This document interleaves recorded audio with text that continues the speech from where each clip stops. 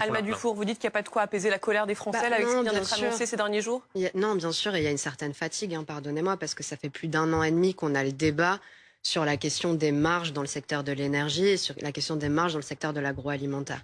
Là, le prix de l'essence est en train de repasser au-dessus de 2 euros le litre au moment où il y a des sondages qui montrent qu'un Français sur 3, voire un Français sur 2, saute des repas aujourd'hui en France. Donc ça fait encore plus mal que l'année dernière, après l'année qu'on s'est payé d'inflation record. Les prix ont augmenté de 20% dans l'alimentaire. Ce que je veux dire, c'est que ça fait un an et demi qu'on demande au gouvernement d'agir sur ceux qui se font vraiment de l'argent dans cette situation, qui ne sont pas les distributeurs, effectivement, comme c'est dit, ni les petites stations, ni les grosses. Donc les industriels. Qui sont en fait Total Energy, Les qui Total, sont le ouais. producteur de pétrole. En fait, c'est assez simple. L'essence atteint des coûts à un prix historique en France et dans le monde.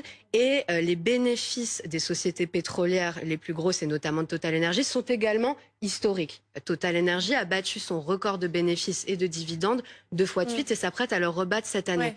Ils ont fait 36 milliards de bénéfices. Ils ont distribué 9 milliards de dividendes au titre de l'année 2022. C'est le coût du bouclier tarifaire que l'État a dû mettre pour protéger les Français l'année dernière du prix à la pompe. Donc Ce vous n'est dites pas que normal. c'est... Ouais. Alors, mais parce qu'il y a des sondages qui montrent que c'est les Français estiment que c'est le gouvernement qui est responsable en premier lieu des prix hauts.